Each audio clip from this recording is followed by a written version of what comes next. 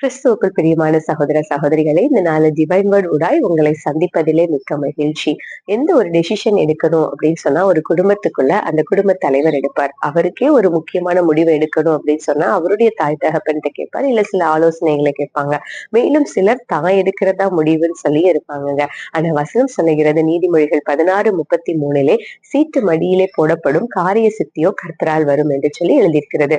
ஒரு ஆங்கில மொழிபெயர்ப்புல பாத்தீங்க அப்படின்னு சொன்னா, the decision is from Yahweh என்று சொல்லி எழுதியிருக்கிறது. The answer is from God என்று சொல்லி இன்னொரு மொழிபெயர்ப்புல எழுதியிருக்கிறது. ஆன்சர் இஸ் காட்ங்க. கர்த்தர் தான் பதிலா இருக்கிறார். அவர் தான் உங்களுடைய எல்லா முடிவுகளையும் தீர்மானிக்கிறவரா இருக்கிறாருங்க. நம்ம யோனாவை குறித்து சற்று தியானிக்கலாம். யோனாவை ஆண்டவர் டைரக்டா நினிவேக்கு நடத்தணும். நினிவேல இருக்கிற ஜனங்களுக்கு போய் ஆண்டோடைய வார்த்தையை சொல்லணும். இதுதான் ஆண்டவருடைய திட்டமா இருந்தது. ஆனா யோனா கர்த்தருடைய சமூகத்தை நின்று விலகி போய் வேற ஊருக்கு போற கப்பல்ல ஏறி போய் கொண்டிருந்தான். அப்ப காற்று, கடல் கொந்தளிப்பினால அந்த கப்பல் மூழ்கிற நிலைமையில வரும் பொழுது அவங்க எல்லாரும் கேக்குறாங்க, சீட்டு போடுறாங்க. அப்ப யோனா பேர்ல விழுகுது.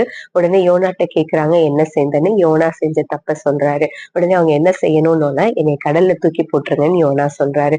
அந்த நேரத்துல யோனா ஒரு ஜெபம் பண்ணியிருந்தா ஆண்டவர் காற்றையும் கடலையும் அதட்டியிருப்பார். அந்த சூழலை அமைதியாய் மாற்றியிருப்பார். ஆனால் யோனா தன்னுடைய சுய முடிவினால அவன் நிறைந்திருந்ததுனால தான் உயிரை கூட மாய்த்து கொள்ள யோசிச்சாங்க.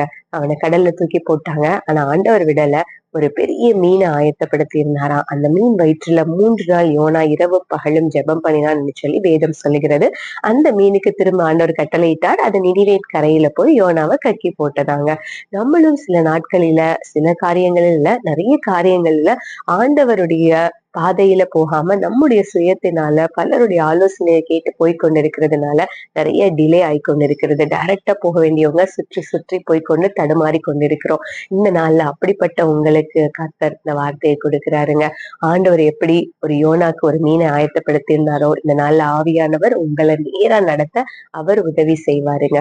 நீங்க உங்களுடைய சுயமே தடுக்க நினைத்தாலும் ஆவியானவர் விட மாட்டாருங்க. அவர் உங்களை நேராய் டைரக்டா உங்களுடைய இலக்கை நோக்கி தொடர வைப்பாரு. No more delays, no more waiting. காரிய சித்தியோ கர்த்தரால் வரும். கர்த்தர் உங்களை ஆசீர்வதிப்பார். God bless you.